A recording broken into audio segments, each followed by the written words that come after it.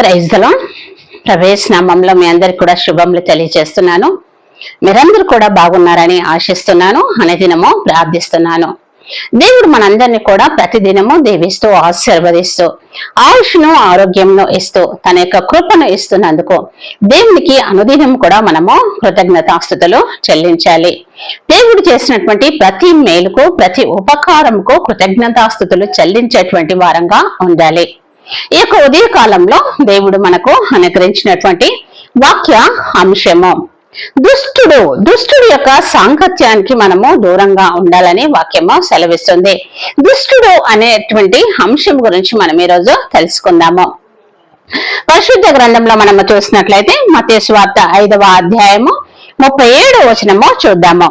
మీ మాట అవునంటే అవును, కాదంటే కాదు అని ఉండవలను. వీటికి మించినది దుష్టుడి నుండి పుట్టునది అని వాక్యము సెలవిస్తుంది. వాక్యమైనటువంటి దేవుడు మనందరితో కూడా మాట్లాడుతున్నాడు తన యొక్క వాక్యము ద్వారా. మీ మాట అవునంటే అవును, కాదంటే కాదు అని ఉండాలి అంటుంది. వీటికి మించినది దుష్టుని నుండి పుట్టేది అని వాక్యము సెలవిస్తుంది. కనుక మన మాట అవునంటే అవును, కాదంటే కాదు అనేలాగా ఉండేటటువంటి వారమై ఉండవలసిన వారమై ఉంటున్నాము. అయితే ఇక్కడ దుష్టుడు అంటే ఎవరు అనే దాని గురించి మనము తెలుసుకుందాము. దుష్టుడు అంటే దేవుని యొక్క ఆజ్ఞలను అతిక్రమించేటువంటి వాడు. దుష్టుడు అంటే దేవుని యొక్క ఆజ్ఞలను అతిక్రమించేటువంటి వాడు. అదేవిధంగా నీతికి విరుద్ధంగా ప్రవర్తించేటువంటి వాడు. నీతికి విరుద్ధంగా ప్రవర్తించేవాడు, చెడు ఆలోచనలు కలిగి ఇతరులకు హాని చేస్తూ దేవుని యొక్క మార్గానికి దూరంగా జీవించేటువంటి వాడు. అదేవిధంగా దేవునికి భయపడినటువంటి దుర్మార్గుడై ఉంటున్నాడు దుష్టుడు. దుష్టుడు అంటే మనం ఇక్కడ దేవుని యొక్క ఆజ్ఞలను అతిక్రమిస్తూ నీతికి విరుద్ధంగా పనిచేస్తూ చెడు ఆలోచనలు కలిగి ఇతరులను హాని చేస్తూ దేవుని యొక్క మార్గములకు దూరంగా జీవించేవాడు, దేవునికి భయపడినటువంటి వాడు దుష్టుడు. అదేవిధంగా పాపపు జీవితాన్ని జీవించేటువంటి వ్యక్తి అయి ఉంటున్నాడు. నీతి సత్యము మరి దేవుని యొక్క ధర్మము పట్ల నిర్లక్ష్యము చూపేటువంటి వ్యక్తి అయి ఉంటున్నాడు. అన్యాయము, అదేవిధంగా లైంగిక అనైతికత, అదేవిధంగా పేదల యొక్క అణచివేతకు మరియు విగ్రహారాధన చేయడం అనేటువంటి ఆ యొక్క దుష్టుని కలిగినటువంటి వాడు దుష్టుడై ఉంటున్నాడు. బైబిల్ వాక్యము మనకి ఏమి బోధిస్తుంది అనేది మనం ఒకసారి చూసినట్లయితే ఎఫెసీయులకు రాసినటువంటి పత్రిక 6వ అధ్యాయము 16వ వచనము చూద్దాము. విశ్వాసమును డాలు పట్టుకొనుడి, దానితో మీరు దుష్టుని అగ్ని బాణములన్నిటినీ ఆర్పుటకు శక్తిమంతులవుదురు అని దేవుని యొక్క వాక్యము సెలవిస్తుంది. విశ్వాసం అనే డాలును మనము ఎప్పుడైతే పట్టుకుంటామో అప్పుడు మనము దుష్టుని యొక్క అగ్ని బాణములను ఆర్పివేయుటకు శక్తిమంతులమవుతామని దేవుని యొక్క వాక్యము సెలవిస్తుంది. కనుక మనము విశ్వాసం అనే ఢాలును పట్టుకొని నిత్యము అనుదినము మన జీవితంలో కొనసాగించేటువంటి వారంగా ఉండాలి. ఎప్పుడైతే మనము ఆ విధంగా జీవిస్తామో అప్పుడు మాత్రమే మనము దుష్టుని యొక్క అగ్ని బాణములను ఆర్పివేయేటటువంటి శక్తిమంతులము అవుతాము అని దేవుని యొక్క వాక్యము సెలవిస్తుంది. 1 కొరింథీయులకు రాసినటువంటి పత్రిక 15వ అధ్యాయము 33వ వచనం కూడా మనము చూసినట్లయితే మోసపోకుడి, దుష్ట సాంగత్యము మంచి నడవడిని చెరుపును అని దేవుని యొక్క వాక్యము సెలవిస్తుంది. మోసపోకుడి, దుష్ట సాంగత్యము మంచి నడవడిని చెరుపునని వాక్యము సెలవిస్తుంది. దుష్టునితో మనము సాంగత్యము చేయకూడదు అని దేవుని యొక్క వాక్యము సెలవిస్తుంది. ఎప్పుడైతే మనము దుష్టుడితో సాంగత్యం చేస్తామో మన యొక్క మంచి నడవడిని అది చెరుపుతుంది అని దేవుని యొక్క వాక్యము సెలవిస్తుంది. కనుక దుష్టుడికి దూరంగా ఉండాలని వాక్యము సెలవిస్తుంది. దుష్ట సాంగత్యము మనము చేయకుండా ఉండాలి అని వాక్యము బోధిస్తుంది. ఆ విధంగానే మనము ఉండుటకు ఇష్టపడాల్సిన వారమై ఉంటున్నాము. కీర్తనలు 1వ అధ్యాయము 6వ వచనం కూడా మనము చూస్తున్నట్లయితే నీతిమంతుల మార్గము యెహోవాకు తెలియను, దుష్టుల మార్గము నాశనంకు నడుపును అని వాక్యము సెలవిస్తుంది. నీతిమంతుల యొక్క మార్గము మన దేవుడికి తెలిసి ఉన్నదని వాక్యము సెలవిస్తుంది. దుష్టుడి యొక్క మార్గము నాశనముకు నడుపుతుందని వాక్యము సెలవిస్తుంది. దుష్టుడితో మనము సాంగత్యం చేసినట్లయితే అది నాశనంకు నడుపుతుంది అని దేవుని యొక్క వాక్యము సెలవిస్తుంది. అదే విధంగా దుష్టుడితో మనము సాంగత్యము చేసినట్లయితే మన యొక్క మంచి నడవడిని చెరుపుతుంది అని వాక్యము సెలవిస్తుంది. అదే విధంగా దుష్టుడి యొక్క సాంగత్యంకు దూరంగా ఉండాలని పరిశుద్ధ గ్రంథము మనకు బైబిల్లో ఇంకా మనకి ఏమి తెలియజేస్తుంది అనేది చూద్దాము. దుష్టుడి యొక్క సాంగత్యానికి దూరంగా ఉండడానికి పరిశుద్ధ గ్రంథము మనకు ఏమి తెలియజేస్తుంది అనేది చూద్దాము. కీర్తనలో 1వ అధ్యాయము మనము 1-2 వచనాలు చూసినట్లయితే, దుష్టుల ఆలోచన చొప్పున నడవక, పాపుల మార్గము నిలవక, అపహాస్యకులు కూర్చుండి చోట కూర్చుండక, యెహోవా ధర్మశాస్త్రం నందు ఆనందించుచు దివారాత్రముల దాన్ని ధ్యానించువాడు ధన్యుడు అని దేవుని యొక్క వాక్యము సెలవిస్తుంది. దుష్టుల యొక్క ఆలోచన చొప్పున నడవకూడదు అని వాక్యము సెలవిస్తుంది. పాపుల మార్గంలో మనము నిలవకూడదని చెప్తుంది.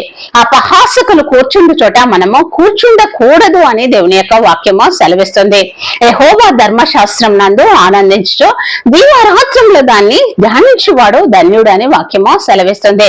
కనుక మన యొక్క సమయాన్ని మనము వృధా పరచకుండా, దుష్ట సాంగత్యము మనము చేయకుండా, పాపుల యొక్క మార్గంలో అపహాసకులు కూర్చుని చోట మనము కూర్చుండక దేవుని యొక్క ధర్మశాస్త్రాన్ని ధ్యానించేటువంటి వారంగా ఉండాలి. ఎప్పుడైతే ఆ విధంగా ఉంటామో అప్పుడు మనము ధన్యులమని దేవుని యొక్క వాక్యము సెలవిస్తుంది. ధర్మశాస్త్రాన్ని సమయం దొరికినప్పుడు ధ్యానించేటువంటి వారంగా ఉండాలి. అదే విధంగా మన జీవితంలో అనుదినము ధర్మశాస్త్రాన్ని పఠించేటువంటి ఒక సమయము కలిగినటువంటి వారంగా జీవించాలి. ఆ విధంగా మనము జీవించినట్లయితే మనము ధన్యులమని దేవుని యొక్క వాక్యము సెలవిస్తుంది. అదే విధంగా మనము సామెతలు 28వ అధ్యాయము 1వ వచనం కూడా చూసినట్లయితే, ఎవడునో ధర్మకుండానే దుష్టుడు పారిపోవును, నీతిమంతుడు సింహము వలె ధైర్యంగా ఉండునని వాక్యము సెలవిస్తుంది. దేవుని యొక్క ధర్మశాస్త్రమును, పరిశుద్ధ గ్రంథంను ఎవరైతే అనుదినము ధ్యానిస్తారో వారు ధన్యులు అని వాక్యము సెలవిస్తుంది. వీరి పట్ల దుష్టుడు ఎవరినో తరమకుండానే దుష్టుడు వాడి నుండి పారిపోతాడంట. నీతిమంతుడు సింహము వలె గర్జించేటువంటి సింహము వలె ధైర్యంగా ఉండును అని వాక్యము సెలవిస్తుంది. దేవుని యొక్క వాక్యంను ఎరిగి నీతిమంతులుగా జీవిస్తున్నటువంటి వారు గర్జించి సింహము వలె ధైర్యంగా ఉంటారని వాక్యము సెలవిస్తుంది. ఎవ్వరు కూడా తరమకుండానే వీరి నుండి దుష్టుడు పారిపోతాడని చెప్తుంది వాక్యము. కనుక మనము దేవుని యొక్క ధర్మశాస్త్రాన్ని ధ్యానిస్తూ ఉండాలి. నీతిమంతులుగా మనము జీవించేటువంటి వారంగా ఉండవలసిన వారమై ఉంటున్నాము. అప్పుడు మనము సింహము వలె ఉంటాము. కీర్తనలు 11వ అధ్యాయము 5వ వచనం కూడా మనము చూసినట్లయితే, యెహోవా నీతిమంతులను పరిశీలించును, దుష్టులను బలత్కారాసక్తులను ఆయనకు అసహ్యులు అని దేవుని యొక్క వాక్యము సెలవిస్తుంది. దేవుడు నీతిమంతులను పరిశీలిస్తాడంట. అయితే ఇక్కడ దుష్టులు బలత్కారాసక్తులు ఇద్దరు కూడా దేవునికి అసహ్యులు అని దేవుని యొక్క వాక్యము సెలవిస్తుంది. ఇక్కడ దుష్టుడు దేవుడికి అసహ్యుడై ఉంటున్నాడు, నీతిమంతులను దేవుడు పరిశీలిస్తానని దేవుని యొక్క వాక్యం ద్వారా మాట్లాడుతున్నాడు. కనుక మనము దుష్టుని వలె కాక నీతిమంతులుగా జీవించేటువంటి వారంగా ఉండాలి. ఆ విధంగా జీవించాలని మనము దేవుని యందు స్థిరమైనటువంటి నమ్మకము కలిగి జీవించేటువంటి వారంగా ఉండాలి. ఎహెజ్కేలు 18వ అధ్యాయము మనం 27వ వచనం కూడా మనము చూసినట్లయితే, దుష్టుడు తాను చేయుచు వచ్చిన దుష్టత్వం నుండి మరలి నీతి న్యాయములను జరిగించిన ఎడల తన ప్రాణంను రక్షించుకొనునని వాక్యము సెలవిస్తుంది. దుష్టుడు తన యొక్క దుష్టత్వంను బట్టి ఆ యొక్క దుష్టత్వము నుండి అతడు ఎప్పుడైతే మరలుతాడో, మరలి అతడు నీతి న్యాయములను జరిగించిన ఎడల అతడు తన యొక్క ప్రాణంను రక్షించుకున్నాను కూడా దేవుని యొక్క వాక్యము బోధిస్తుంది. దుష్టుడు ఎప్పుడైతే దేవుని వైపు తిరిగినట్లయితే తాను చేసినటువంటి ప్రతి పాపమును కూడా దేవుడు క్షమిస్తాడు. ఎందుకంటే మన దేవుడు ప్రేమమయుడై ఉంటున్నాడు, కరుణామయుడై ఉంటున్నాడు, ఎంత పాపినైనను క్షమించేటువంటి దేవుడై ఉంటున్నాడు. కనుక దుష్టుడు తన యొక్క దుష్టత్వం నుండి మరలి నీతి న్యాయంలో జరిగించిన ఎడల వాడు తన యొక్క ప్రాణంను రక్షించుకున్నానని వాక్యము సెలవిస్తుంది. దుష్టత్వము మనలో ఉన్నట్లయితే మనల్ని మనము దేవుని వైపుకు మళ్లించుకునేటువంటి వారంగా ఉండాలి, నీతిమంతులుగా జీవిస్తూ ఉండాలి, న్యాయాన్ని జరిగిస్తేటువంటి వారంగా ఉండాలని వాక్యము సెలవిస్తుంది. వాడు తన ప్రాణంను రక్షించుకున్నానని వాక్యము సెలవిస్తుంది. కనుక మనము ఆ విధంగా ఒకవేళ మనలో దుష్టత్వం ఉన్నట్లయితే దేవుని వైపు తిరిగి నీతి న్యాయములను జరిగించి మన ప్రాణములను మనము రక్షించుకునేటువంటి వారంగా ఉండాలి. హబక్కుకు రాసినటువంటి గ్రంథము 1వ అధ్యాయము మనము 13వ వచనము చూసినట్లయితే, నీ కను దృష్టి దుష్టత్వము చూడలేనంత నిష్కలంకమైనది కదా, బాధించు వారు చేయు బాధను నువ్వు దృష్టింపజాలవు కదా, కపటులను నీవు చూచియు దుర్మార్గులు తమ కంటే ఎక్కువ నీతి పరులను నాశనము చేయగా నీవు చూచియు ఎందుకు ఊరుకున్నావని దేవుని యొక్క వాక్యము సెలవిస్తుంది. హబక్కు ప్రవక్త ఇక్కడ మాట్లాడుతున్నాడు దేవుడితో. దేవుడు తన యొక్క కనుదృష్టితో తన కనుదృష్టి నిష్కలంకమైనదని చెప్తున్నాడు. ఇక్కడ కనుదృష్టి దుష్టత్వము చూడలేనంత నిష్కలంకమైనది కాదా అంటున్నాడు ఇక్కడ. అదే విధంగా బాధించు వారు చేయి బాధను నువ్వు దృష్టింపజాలవు కదా అంటున్నాడు ఇక్కడ. కపటములను అదే విధంగా నువ్వు దుర్మార్గులను అదే విధంగా ఎక్కువ నీతి కలిగినటువంటి వారిని నాశనం చేయుచుండగా నువ్వెందుకు చూస్తున్నావని ఇక్కడ ప్రవక్త మాట్లాడుతున్నాడు దేవుడితో. దేవుడు దుష్టులను చూస్తాడు, నీతిమంతులను చూస్తాడు, ఇద్దరిని కూడా చూసేటువంటి దేవుడై ఉంటున్నాడు. అయితే తగిన కాలమందు తగిన సమయమందు దేవుడు తన తీర్పును తాను ఇస్తాడు ఖచ్చితంగా. ఎందుకంటే ఎవరి ఫలము వాళ్ళకి ఉంటుంది అని వాక్యము సెలవిస్తుంది. మత్తయి సువార్త మనము 24వ అధ్యాయము 48 నుండి 51వ వచనం కూడా చూసినట్లయితే, అయితే దుష్టుడైన ఒక దాసుడు నా యజమానుడు ఆలస్యం చేయుచున్నాడని తన మనసులో అనుకొని తన తోటి దాసులను కొట్ట మొదలుపెట్టి తాగుబోతులతో తినుచు త్రాగుచు ఉంటే ఆ దాసుడు కనిపెట్టని దినములోను వాడు అనుకునని గడియలోను వాని యజమానుడు వచ్చి వానిని నరికించి వేషధారతో కూడా వానికి పాలు నియమించునని దేవుని యొక్క వాక్యము సెలవిస్తుంది. మన జీవితంలో మనము ఈ వాక్యం ఇక్కడ బోధిస్తుంది. ఒక దుష్టుడైనటువంటి వాడు తన యొక్క యజమానుడు రావడము ఆలస్యమైందని వారి యొక్క మిగిలినటువంటి దాసులను కొట్టించి తాగుబోతులతో తినుచు తాగుచూ ఉంటే వాడు అనుకున్నటువంటి గడియలో వాని యొక్క యజమానుడు అక్కడ వచ్చి ఆ యజమానుడు వాన్ని నరికించి వేషధారులతో కూడా వానికి పాలు నియమించునని వాక్యము సెలవిస్తుంది. మన జీవితంలో మనము కూడా దేవుడు ఆలస్యం చేస్తున్నాడని లేదా మన విశ్వాస జీవితాన్ని కొనసాగించలేక మధ్యలోనే మనము మన విశ్వాసం అనేటువంటి డాల్ను విడిచిపెట్టి మరలా మనము వెనుకకు తిరిగినట్లయితే మనము అనుకున్నటువంటి గడియలో యేసుక్రీస్తు వస్తారు. యేసుక్రీస్తు ప్రభు వచ్చేటువంటి గడియ సమయము ఎవరికి కూడా తెలియదు. దేవుడు ఎప్పుడు వస్తాడో తెలియదు కనుక మనము జీవించినంత కాలము విశ్వాసం అనే డాలను పట్టుకొని మాత్రమే మనము జీవించాలి. మన దుష్టుల యొక్క సాంగత్యానికి మనము దూరంగా ఉండాలి.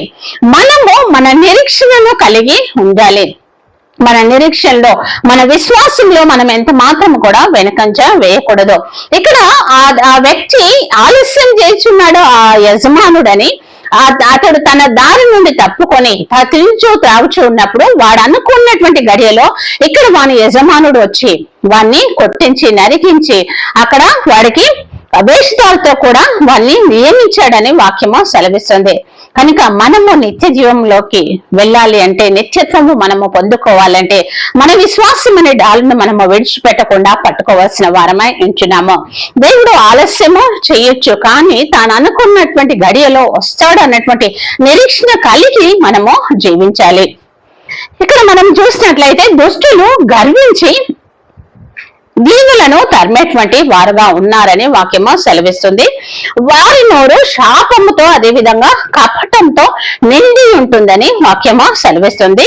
వారు తమ కంటే నీతిమంతులైనటువంటి వారిని నాశనము చేస్తారని దేవుని యొక్క వాక్యము బోధిస్తుంది. అయితే దేవుడు దృష్టిలకు తీర్పు తీర్చి వారిని నాశనము చేస్తానని కూడా వాక్యం ద్వారా మనతో మాట్లాడి ఉన్నాడు.